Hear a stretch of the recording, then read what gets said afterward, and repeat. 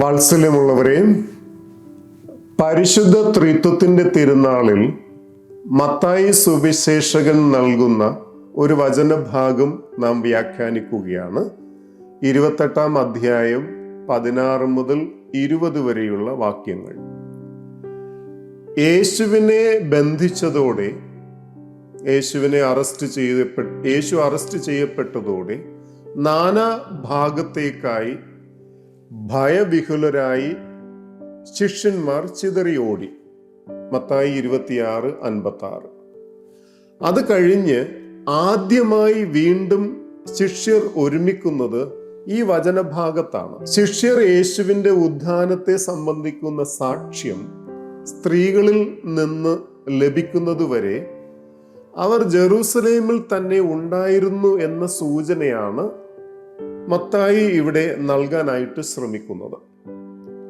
സ്ത്രീകളിൽ നിന്നും ലഭിച്ച സന്ദേശം അനുസരിച്ച് ശിഷ്യർ യേശുവുമായുള്ള കൂടിക്കാഴ്ചയ്ക്കായി ഗലീലിയിലെ ഒരു മലമുകളിൽ എത്തിച്ചേരുന്നു.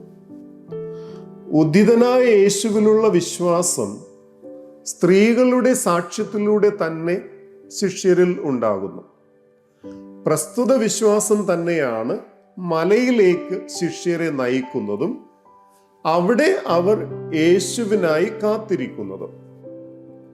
മത്തായി പ്രാധാന്യം നൽകുന്ന ഒരിടമാണ് മല.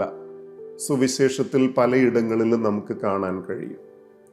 ഭൂമിശാസ്ത്രപരമായി നിലനിൽക്കുന്ന ഒരു ഇടം എന്നതിനേക്കാൾ ദൈവശാസ്ത്രത്തിൽ ഇടം കണ്ടെത്തുന്ന ഒരു തലമാണ് മത്തായിയെ സംബന്ധിച്ചിടത്തോളം മല എന്നത്. അങ്ങനെ വരുമ്പോൾ ദൈവിക വെളിപാടിന്റെ മേഖലയാണ് മല. മലമുകളിൽ പ്രത്യക്ഷപ്പെടുന്ന യേശുവിനെ ദർശിക്കുമ്പോൾ ആരാധനയുടെയും സംശയത്തിന്റെയും ഭാവങ്ങളാണ് ശിഷ്യരിൽ പ്രകടമാകുന്ന പ്രതികരണങ്ങൾ. ആരാധനയുടെയും സംശയത്തിന്റെയും മിശ്രഭാവങ്ങൾ ശിഷ്യരിൽ ഇതിനു മുൻപും ഉണ്ടായിട്ടുണ്ട്. 14-ാം അധ്യായം 31 മുതൽ 32 വരെ.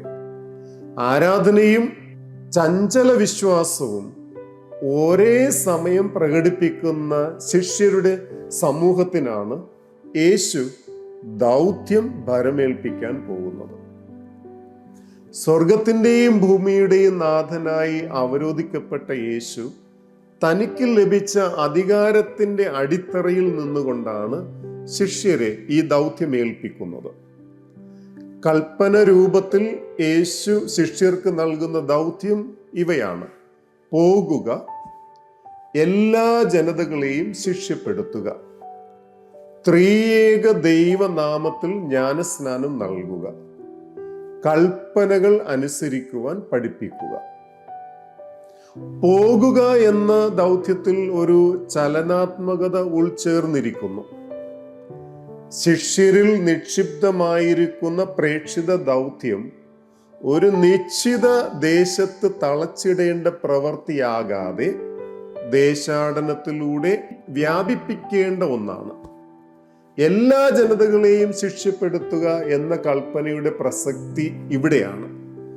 എല്ലാ ജനതകളെയും എന്നതുകൊണ്ട് ഇവിടെ അർത്ഥമാക്കുന്നത് യഹൂദരും വിജാതിയരും ഉൾപ്പെടുന്ന ഒരു പുതിയ വിശ്വാസ സമൂഹത്തിന്റെ രൂപീകരണമാണ്.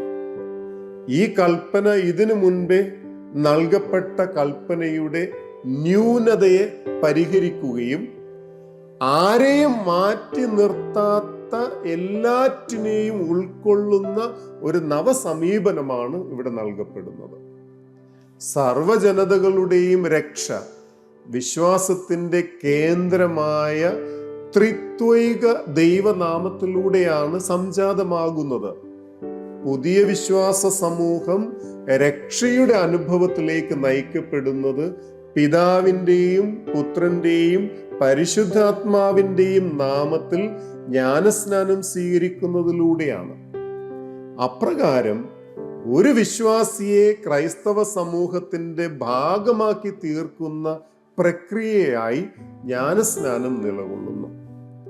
പുതുതായി രൂപപ്പെട്ട വിശ്വാസ സമൂഹത്തെ യേശു കൽപ്പിച്ചവ പഠിപ്പിക്കുവാൻ ശിഷ്യർ കടപ്പെട്ടിരിക്കുന്നു. കൽപ്പനകളിൽ ഏറ്റവും പ്രധാനമായ ദൈവസ്നേഹവും പരസ്നേഹവും എല്ലാവരെയും പഠിപ്പിക്കുക എന്നതാണ് ഇവിടെ അർത്ഥമാക്കുന്നത്. യേശു ശിഷ്യരെ ഭരമേൽപ്പിച്ച ദൗത്യങ്ങൾ നിർവഹിക്കപ്പെടുന്നത് ശിഷ്യരുടെ തന്നെ പരിശ്രമ ഫലമായിരിക്കില്ല, മറിച്ച് എന്നും അവരോട് കൂടെ ആയിരിക്കുന്ന യേശു സാന്നിധ്യത്തിലായിരിക്കും.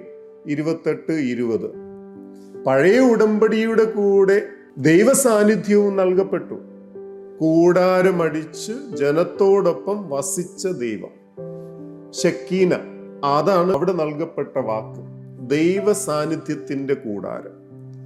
പുതിയ ഉടമ്പടിയുടെ സ്നേഹകൽപ്പന പഠിപ്പിക്കുന്ന ദൗത്യത്തിൽ ശിഷ്യരെ പ്രചോദിപ്പിക്കുന്ന പുതിയ ശക്കീന, അത് യുഗാന്തം വരെ എന്നും നിങ്ങളോടുകൂടെ ഞാൻ ഉണ്ടായിരിക്കും എന്ന യേശുവിന്റെ വാഗ്ദാനമാണ്.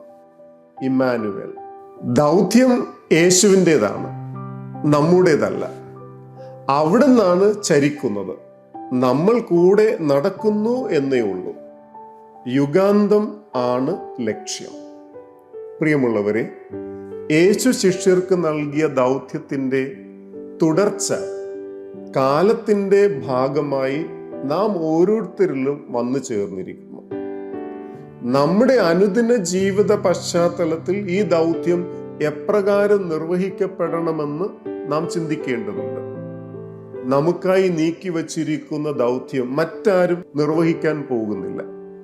ദൗത്യ നിർവഹണത്തിൽ നിന്ന് പിന്തിരിയുന്നത് ജ്ഞാനസ്നാനത്തിലൂടെ ലഭ്യമായ വിളിയോടുള്ള നിസ്സഹരണമാണ്.